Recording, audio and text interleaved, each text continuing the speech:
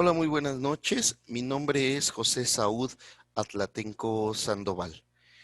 Cuando se habla de diversidad funcional, si bien se han dado pasos agigantados a nivel nacional para la inclusión y la no discriminación de las personas que se identifican a sí mismas como personas con alguna discapacidad, es cierto que el camino aún es largo.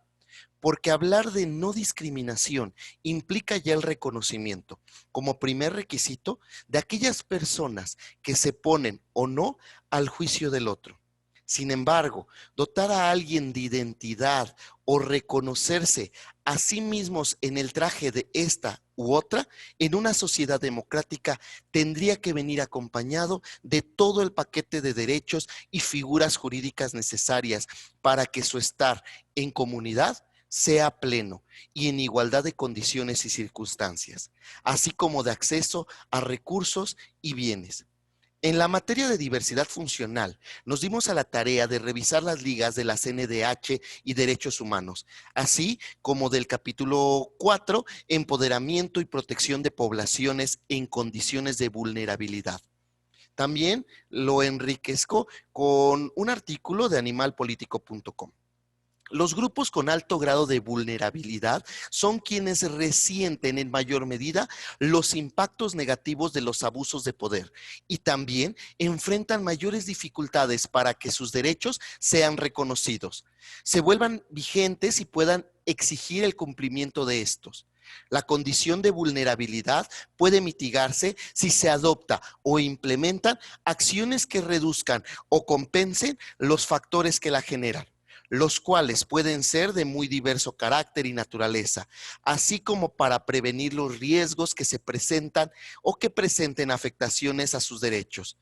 Entre los grupos a los que se les reconoce la condición de vulnerabilidad destacan las niñas, niños, adolescentes, las mujeres, los migrantes, las personas con discapacidad, las personas mayores, la población indígena y afrodescendiente. Las personas que forman parte de la diversidad sexual y quienes ven su salud afectada por padecimientos, tales como el virus de inmunodeficiencia humana, entre otros. Si bien se denomina genéricamente como poblaciones en condiciones de vulnerabilidad, lo cierto es que cada grupo enfrenta riesgos y problemáticas específicas que trascienden las meras prácticas discriminatorias o de exclusión, la cual o lo cual demanda para cada uno de ellos atención y tratamientos diferenciados.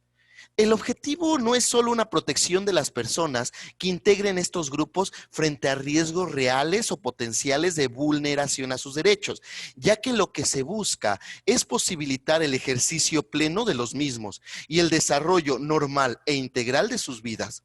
La realidad que enfrentan estos grupos frecuentemente es ignorada o desconocida por las autoridades e inclusive por algunos sectores de la sociedad, razón por la cual se sugiere como acciones para el empoderamiento y protección de estos grupos. Hoy en día, México cuenta con un importante marco jurídico en materia de derechos para las personas con discapacidad, desde la Ley General para la Inclusión de las Personas con Discapacidad hasta el Programa Nacional para el Derecho y Desarrollo y la Inclusión de las Personas con Discapacidad.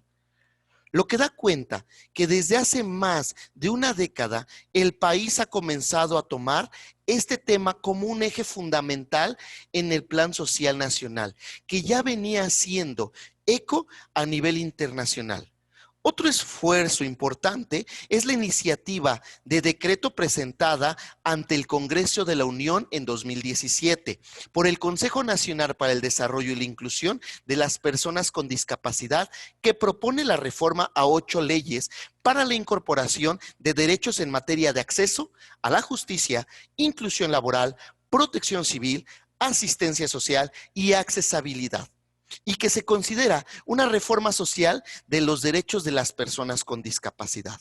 Sin embargo, con miras a buscar siempre nuevas maneras de abordar y resolver los problemas que sobreviven a estas buenas intenciones, hay que apuntar a los vacíos que aparecen en la normativa y que pueden deberse de base a que se legisla con conceptos que, a pesar de estar hablando de personas con tales o cuales características, al mismo tiempo se les despersonaliza y se les abstrae de su condición de sujetos en el mundo. Es decir, no se interesan en su experiencia ni en su actuar en lo cotidiano. Se emiten normas que, si bien toman en cuenta opiniones expertas y voces conocedoras, no involucran para su desarrollo y toma de decisión las vivencias de las personas que día a día viven este mundo desde los ojos de la diversidad funcional.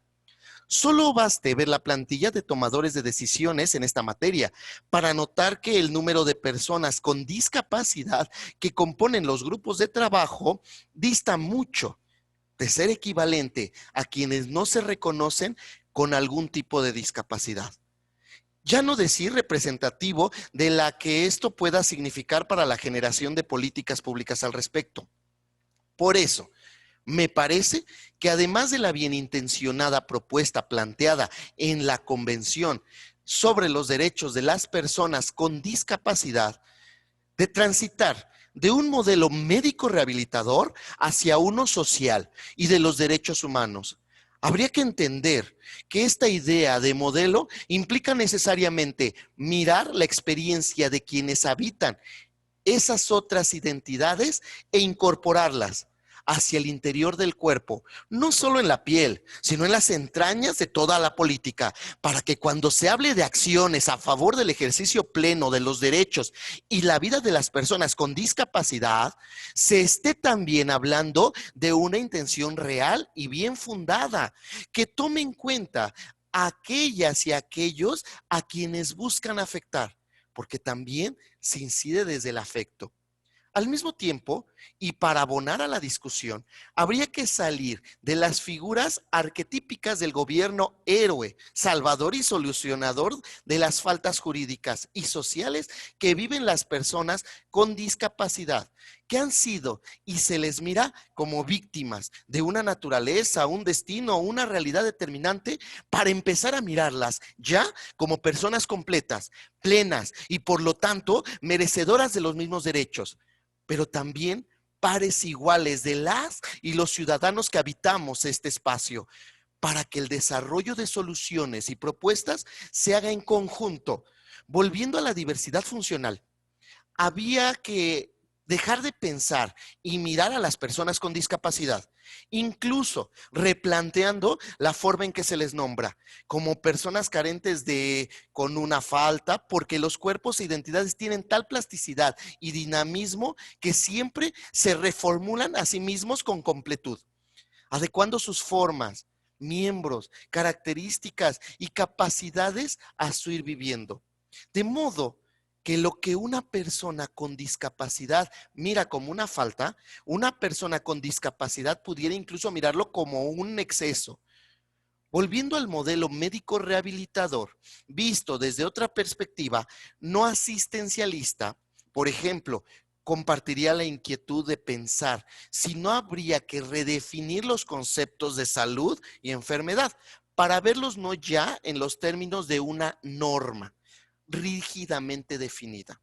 sino en términos de la capacidad del organismo para crear una nueva organización y un nuevo orden que encaje con su disposición y sus exigencias.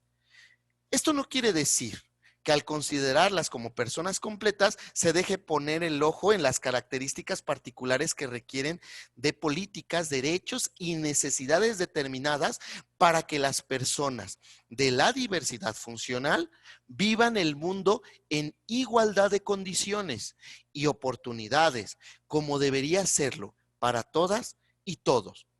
Encontremos, pues, nuevas formas de configurar las miradas hacia el otro, a partir de abrir el diálogo personal y con las demás y los demás, para abandonar estereotipos y juicios basados en opiniones falsas que considero pueden ser el primer y más sincero paso para establecer formas equitativas de convivencia. Muchas gracias.